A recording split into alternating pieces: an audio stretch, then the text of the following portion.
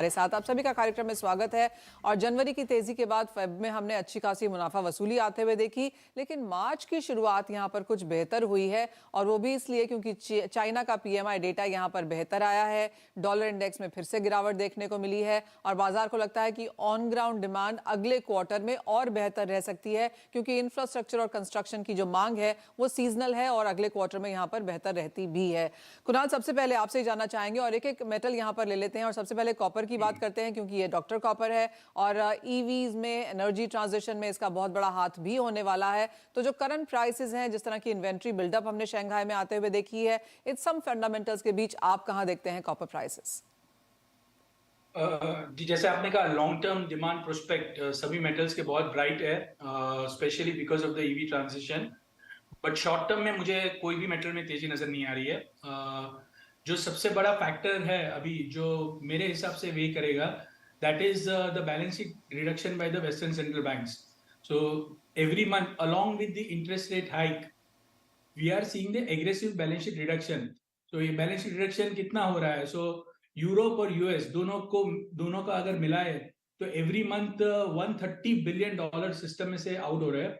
So that is not healthy for metals. So ये अगर आप यूएस में इन्फ्लेशन जो देख रहे हैं बढ़ रहा है, यूरोप में भी इन्फ्लेशन हाई है, और उसके चलते हुए सेंट्रल बैंक ने रेट बढ़ा के अपनी बैलेंस शीट को डीलेवरेज करना चालू किया है।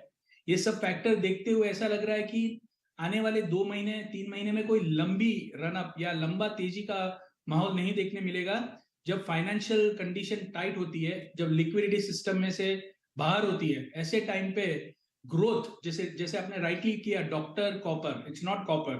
So just because China open up हुआ है 2 महीने से, हमने एक पेंटअप डिमांड आती हुई देखी और मेटल्स ऊपर गए हैं। ये सस्टेन नहीं होने वाला है।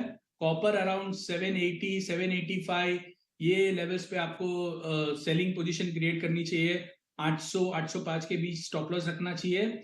और नीचे में मुझे लग रहा है नेक्स्ट 2 महीने में 3 महीने में 740 745 के लेवल्स कंजर्वेटिवली आपको देखने मिलने वाले हैं। ऑलराइट, तो मुनाफा वसूली यहाँ पर जारी रह सकती है नियर टर्म के लिए एटलीस्ट। लॉन्गर टर्म में अभी भी यहाँ पर जो फंडामेंटल्स हैं वो ऑन द पॉजिटिव साइड है। प्रीतम, आप कैसे देखेंगे कॉपर प्राइसेस को? और जैसे अपटिक्स पे बिकवाली की राय यहाँ पर कुणाल की है, आपके क्या लेवल्स और क्या स्ट्रैटेजी होगी? देखिए मनीषा, हाल फिलहाल में हम लोगों ने देखा है मेटल न्यूज को बहुत स्ट्रांगली रिएक्ट कर रहा है। ये फैक्ट है कि इंटरेस्ट रेट हाइक्स होने वाले हैं। कहीं ना कहीं ब्यूगल बज ही रहा है कि रिसेशन आने वाला है यूरोप में, यूएस में। बैलेंस शीट टाइटनिंग जैसे कुणाल ने बोला, वो सब फैक्टर्स एक साइड, और एक्सपेक्टेशन फ्रॉम द मार्केट की चाइना रिकवरी आएगा तो कितना डिमांड बढ़ सकता है वो और एक साइड पे आ जाता है। आप खुद देख लीजिए, कल एक after a long gap PMI का नंबर जो चाइना के वो स्ट्रॉन्ग आए थे, not only for manufacturing, service industry में भी आया था। उनका नेशनल कांग्रेस हाल फिलहाल में आने वाला है, जिसमें मेरा एक्सपेक्टेशन है कि कहीं ना कहीं big bang project, infra project के बारे में डिस्कशन होगा। तो ईवी का तो स्टोरी लाइव है ही है। साथ ही साथ ये फैक्टर्स डिमांड साइड पे डिमांड मेंटेन करते हुए दिख रहा है। सेकेंडली, सप्लाई को भी मॉनिटर करना बहुत जरूरी है आज के दिन पे। चिली में आपने देखा था in terms of supply, the output has dropped. Although last month हम लोगों ने 2 मिलियन टन का फर्स्ट टाइम देखा है कि एक्सेस कैपेसिटी था, but overall for the year हमने देखा है कि डेफिसिट पे ही चल रहा था मार्केट। करेक्ट। साथ ही साथ पेरू में भी हम लोगों ने देखा है there is disruption in supply. Combine these two countries contribute 37% contribute करता है।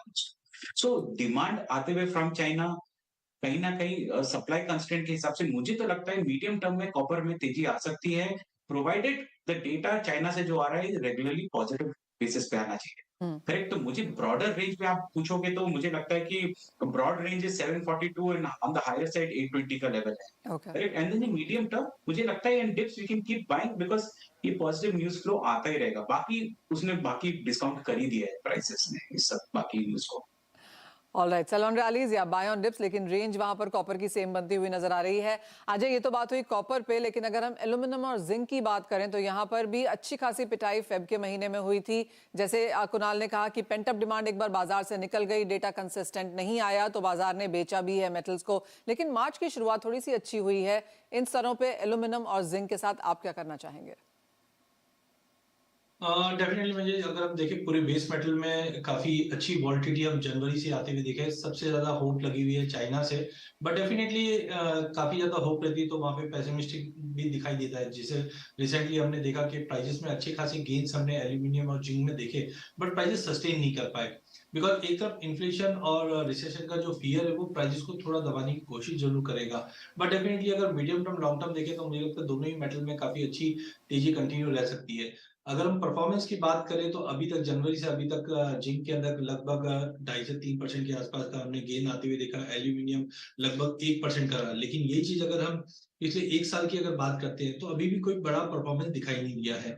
तो सबसे पहले अगर हम एल्यूमिनियम की बात करते हैं तो ग्लोबल एल्यूमिनियम के जो आउटपुट है वो 3.4% से YoY बढ़ता हुआ दिख रहा है, जो IEA की रिसेंट रिपोर्ट में था।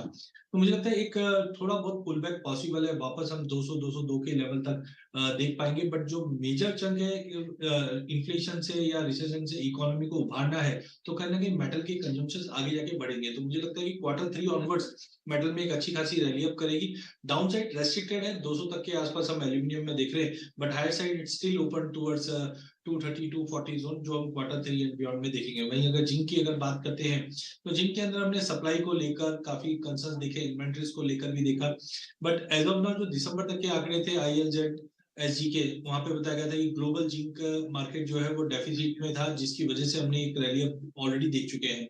टाइमिंग हमने मल्टीपल ऑफ टाइम 255-260 के जोन को अच्छे से सपोर्ट जोन पे आते हुए देख पा रहे हैं। तो मुझे लगता है अगले महीने भर में मार्केट एक रेंज में ही रहेगा, जो डाउन साइड में 255-260 के जोन तक इज गुड टू बाय।